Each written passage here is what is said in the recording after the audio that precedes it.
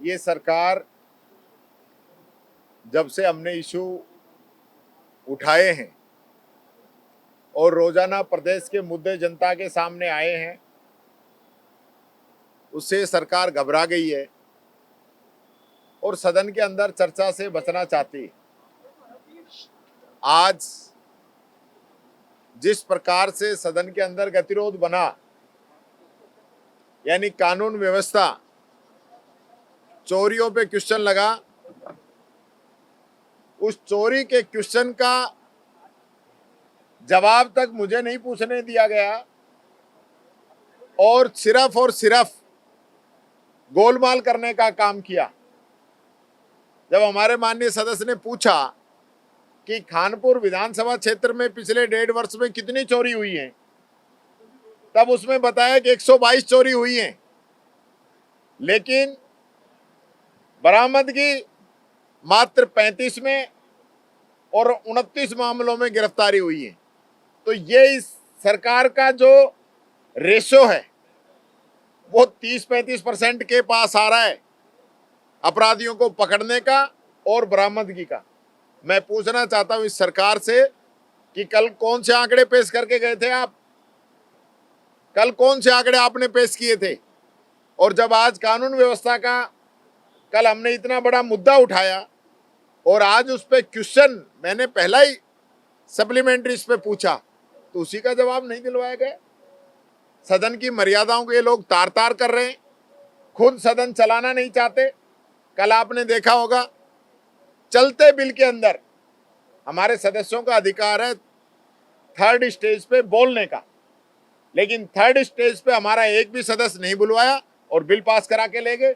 तो करा लो पास, आपका बहुमत है, आप हमें कह दो हम आएंगे नहीं, आप खुद चला लो। लेकिन ये जो तरीका है ये गलत है। राजस्थान की विधानसभा पूरे देश के अंदर समृद्धशाली विधानसभा है। यहाँ पक्ष विपक्ष ने बड़े बड़े फैसले किए हैं। कोई बिल आता है उसमें कमियां भी होती हैं, कुछ अच्छाइयां भी होती हैं, उनका पता जनता को चलना चाहिए। मुख्य उद्देश्य तो विधानसभा का बिल का ही है। और बिल पे कल सुभाष गर्ग जी कितना अच्छी उसके बारे में बता रहे थे, आपने उनको बोलने से रोक दिया। हमारे सदस्य बोलते 6, उनको बोलने से रोक दिया।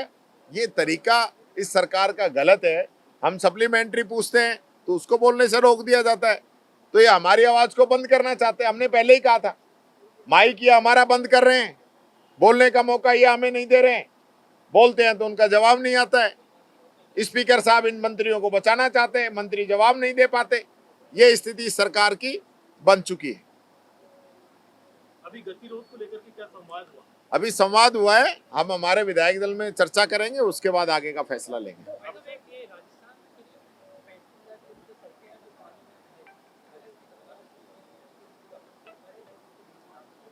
देखिए, आज ही उदयपुर की खबर छपी है कि जहां किसानों की फसल बर्बाद हुई थी, कलेक्टर वहां फसल देखने नहीं गए और दूसरी जगह जहां कम खराबा हुआ है उसको देखने गए।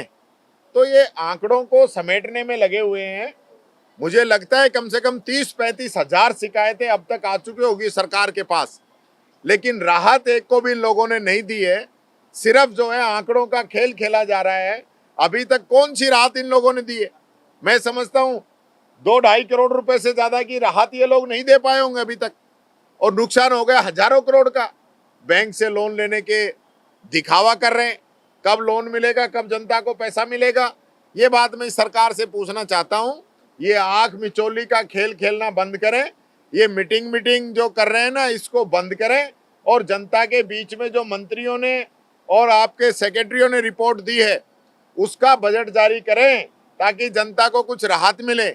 ऐसे दिखावा करने से कुछ नहीं होगा।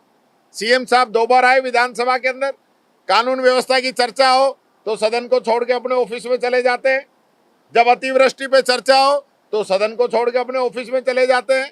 अरे पूरे राजस्थान के जनप्रतिनिधि इस सदन के अंदर अपने इलाके की आवाज उठा रहे हैं, प्रदेश की आवाज उठा रहे हैं, आपको सुनना चाहिए। जनता में कहने के लिए तो मुख्यमंत्री जी विधानसभा में, और वहां जाके देखो तो विधानसभा का जो चैम्बर है उसमें बैठे मिलेंगे, सदन के अंदर नहीं आते। तो ये जो तरीका है ये गलत है।